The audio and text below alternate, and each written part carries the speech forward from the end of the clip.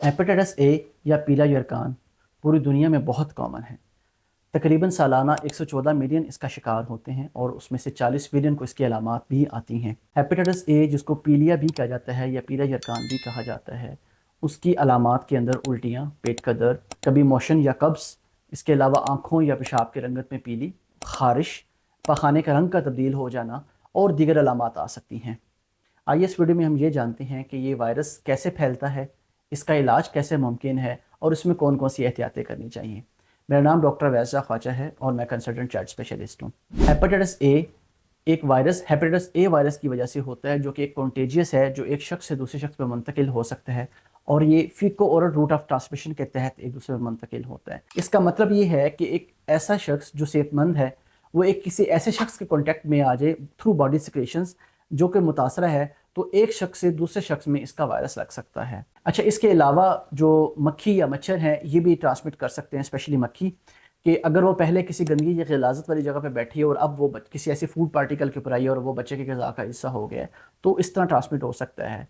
या बच्चे, specially school going बच्चे हैं, वो पानी शेयर करते हैं, चीज़ें शेयर करते हैं, तो कोई एक ऐसा इन्फेक्टेड बच्चा है, उसकी बॉटल के ज़रिए से या उसकी ग़िज़ा के ज़रिए से जो सेहतमंद बच्चा है वो शिकार उसका हो सकता है। इस वायरस में मुब्तला जो बच्चे होते हैं उनमें तकरीबन 2 से 4 हफ्तों में अलामात ठीक हो जाती हैं। इस बीमारी में पेरेंट्स का जो सबसे बड़ा कंसर्न होता है वो ये है कि बच्चे ठीक से ग़िज़ा नहीं लेते, खाते पीते नहीं हैं और उल्टियाँ होती हैं, उनको पेट का दर्द होता है। अगर अलामात ज़्यादा हो तो बच्चों को हॉस्पिटलाइज़ भी करना पड़ सकता है।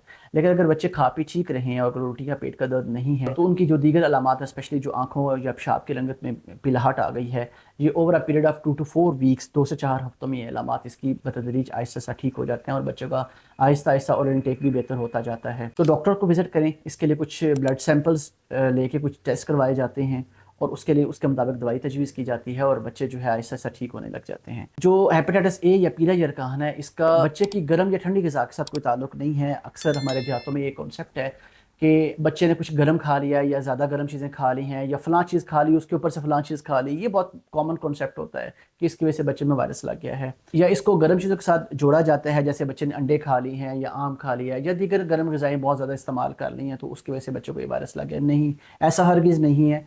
ये एक वायरस होता है, ये एक दूसरे में मुंतकिल होता है, इसका सोर्स ऑफ ट्रांसमिशन होता है और ये ठंडी चीज़ों के साथ ठीक नहीं होता। इसका बचाव ऐसा मुमकिन है कि तमाम वो बच्चे जो हेपेटाइटिस ए का शिकार होते हैं उनको 1 हफ़्ते के लिए स्कूल जाने से मना किया जाता है। टीचर्स और पेरेंट्स ये नोट करें कि अगर बच्चे में पीलिया या पीले यरकान की अलामात आ रही हैं तो 1 हफ़्ते के लिए स्कूल हरगिज़ ना भेजें।